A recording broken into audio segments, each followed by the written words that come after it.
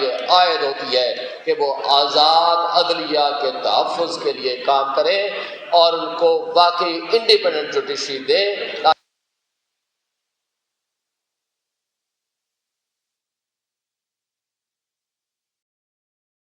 نہ عیسائی نے دیکھا، نہ FIA نے دیکھا، نہ کسی انٹیلیجنس ایجنسیز نے دیکھا.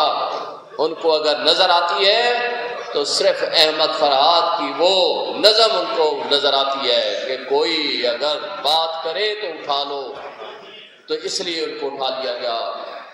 آج ان اداروں کی بے توقیری اس سے زیادہ کیا ہوگی کہ گندم سکینڈل آیا اور گزر گیا، نہ نیب کو پتہ چلا، نہ FIA کو پتہ چلا، نہ کسی ادارے کو پتہ چلا، کیونکہ اسٹیبلشمنٹ کی کٹ پتلی اس میں ملوث تھی.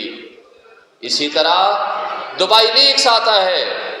دبئی لیکس میں یہ سارے خاندان جو خاندان غلامہ اگر ان کو کہیں تو کوئی کم نہیں ہوگا، جنہوں نے اس ملک میں جبر اور فسطائیت کا بازار کر رکھا ہے.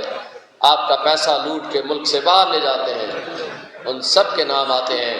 مگر نہ نیب کو احساس ہوا، نہ ہماری ان مقتدر طاقتوں کو احساس ہوا کہ اس کے اوپر کوئی ایکشن لے. لیکن تحقیق ہوتی ہے تو صرف ایک بات پہ کہ عمران خان کی تصویر کیسے لیک ہو گئی. کیا یہ اگر آپ کی کریڈیبلٹی کا حال ہے، یہ آپ کی اگر انڈیپینڈنس کا حال ہے، اگر آپ کی یہ کمپرومائزنگ سچویشن ہے، تو مجھے بتائیں کہ کسی بھی تہذیب یافتہ، کسی بھی جمہوری ملک میں سب سے پہلی اور بنیادی شرط یہ ہوا کرتی ہے کہ ووٹ کے ذریعے انقلاب آیا کرتا ہے. لیکن ووٹ اور پرچی کے ذریعے 8 فروری کو آنے والے انقلاب کے راستے میں جو طاقتیں رکاوٹ ہیں، خواہ وہ ہمارے ملک کی اسٹیبلشمنٹ ہو یا وہ ججز ہوں جنہوں نے اس ملک کو اس انجام کو پہنچایا ہے جو آئین کی پامالی کرتے ہیں، یا وہ شخصیات ہوں جو اس وقت ایجنسیز کے روپ میں بیٹھی ہوئی ہیں، یا ان کو وہ لوگ ہوں جو اداروں کے سربراہان کی صورت میں بیٹھے ہوئے ہوں. ان سب لوگوں کے لیے پیغام ہے کہ آج عوام جاگ اٹھی ہے، لوگ جاگ اٹھے ہیں، لوگ اٹھ کھڑے ہوئے ہیں. لہذا آپ کے لیے ایک ہی آپشن ہے، اس سے پہلے کہ لوگ انصاف اور قانون کو اپنے ہاتھ میں لے لیں، آپ کے لیے آج بھی وقت ہے. اس ملک کے لوگوں کے اوپر رحم کریں، اس ملک کو آئین اور قانون کے مطابق چلنے دیں، اس ملک میں یزیدیت اور فسطائیت ختم کریں.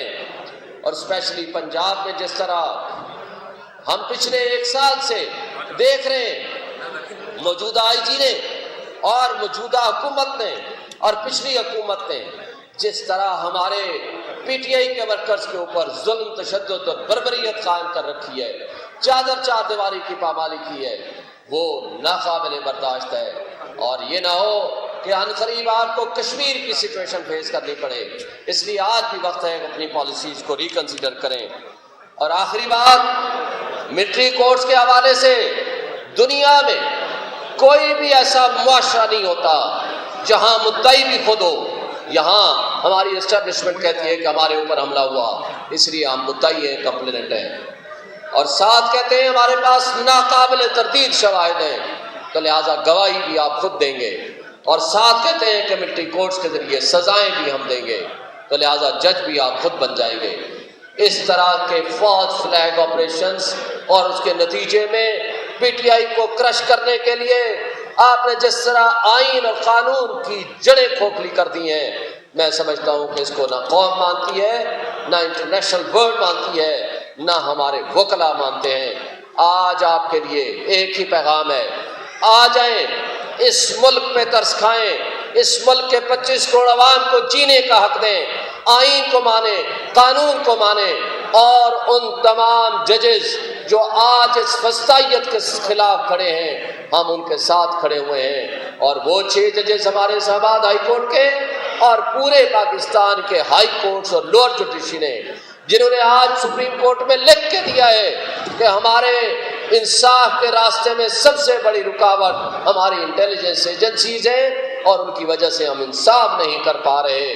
اور میں سمجھتا ہوں کہ آج سپریم کورٹ کے اوپر سب سے بڑی ذمہ داری عائد ہوتی ہے کہ وہ آزاد عدلیہ کے تحفظ کے لیے کام کرے اور ان کو باقی انڈیپینڈنٹ جوڈیشری دے.